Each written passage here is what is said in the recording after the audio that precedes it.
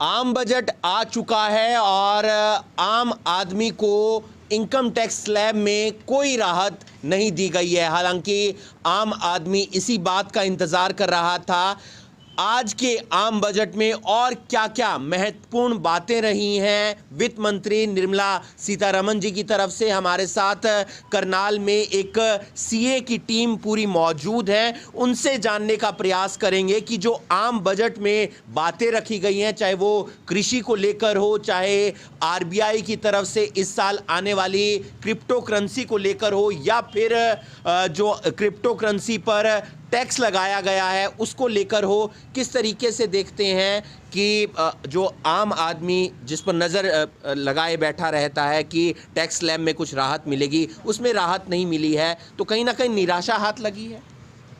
आम आदमी इस बजट से कुछ निराश हुआ है क्योंकि आम आदमी के लिए कुछ स्लैब रेट्स में कोई परिवर्तन नहीं किया गया है, जिसकी लोगों को बहुत ज़्यादा एक्सपेक्टेशन थी। कुछ ना कुछ छूट मिलेगी, उनको कोई 80C में रिलीफ मिलेगी, ऐसा कुछ इस बजट में खास नहीं आया है।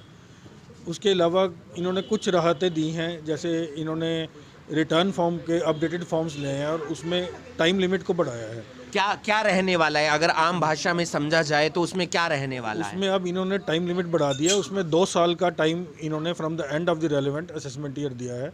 आप फॉर्म्स में जो भी अमेंडमेंट करना चाहें अपने फाइल करने के बाद उसे रेक्टिफाई रिवाइज, यानी कि मैंने 5 लाख की जो इनकम टैक्स रिटर्न भरी है पिछले साल, वो अगर मैं उसको 10 लाख की करना चाहता हूं तो कर सकता हूं, अगर मेरी इनकम बढ़ गई है तो। इनकम बढ़ गई है तो वो आप अपडेटेड फॉर्म्स में लेटेस्ट फॉर्म्स भरेंगे और उसमें टाइम लिमिट भी ज़्यादा दे दिया है। आपके पास टाइम लिमिट ज़्यादा है, आप फॉर्म्स अब 2 साल तक भर सकते हैं। आरबीआई ने की तरफ से भी एक डिजिटल करेंसी आएगी इस में रखा गया है, तो कितना फ़ायदा हो सकता है उसको, आम आदमी को उससे? आरबीआई ने डिजिटल करेंसी को रेगुलेट करने का निर्णय किया और अपनी डिजिटल करेंसी भी निकाल रहे हैं, और डिजिटल करेंसी पे इन्होंने टैक्स रेट भी डिसीजन लिया कि 30% टैक्स रेट लगेगा डिजिटल करेंसी की परचेज सेल पे, और इस पर कोई भी लॉस सेट ऑफ नहीं होगा। मतलब बात अगर समझना अगर डिजिटल करेंसी में कोई लॉस आ रहा है तो वो अगले साल उसको कैरी फॉरवर्ड या सेट ऑफ नहीं कर सकते, उस पर हमें टैक्स देना ही देना है। जो भी गेन होगा, जो लगने वाला है, जो गेन होगा उस पर टैक्स देना ही देना है। उसके अलावा टीडीएस भी लगा दिया गया है, इसकी कोई भी सेल परचेज पे 1% टीडीएस लगेगा ही लगेगा। क्या क्या चीज़ महंगी हुई है, क्या क्या चीज़ सस्ती हुई है, और उससे आम आदमी को कितनी राहत मिलेगी? सस्ता तो इस बार ही कपड़ा हो गया है, ज्वेलरी हो गई है, लेडीज़ के लिए काफ़ी गुड न्यूज़ है कि सस्ता हो गया काफ़ी सामान। एग्रीकल्चर प्रोडक्ट्स, ड्रोन आ रहे हैं एग्रीकल्चर प्रोडक्ट्स के लिए, और दैट्स इट।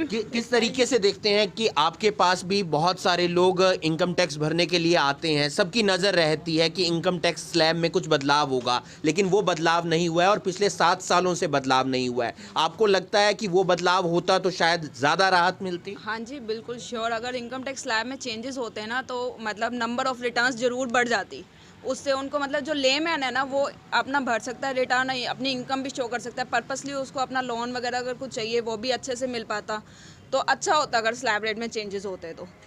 अगर इनकम टैक्स स्लैब रेट में चेंजेस होते तो उसका आम आदमी को उसकी राहत ज़रूर मिलती, फ़ायदा ज़रूर मिलता, और उससे ज़्यादा से ज़्यादा जो लोग हैं वो आईटीआर भरने की इच्छा रखते। फ़िलहाल तमाम कुछ फैसले लिए गए हैं वित्त मंत्री निर्मला सीतारमण जी की तरफ से, और उम्मीद करते हैं कि जो जो वायदे इस बजट के अंदर किए गए हैं वो आने वाले समय में पूरे होते हुए नज़र आएंगे, चाहे वो शिक्षा को लेकर हो, चाहे वो कृषि को लेकर हो। खबरें अभी तक के लिए करनाल से हिमांशु नारंग।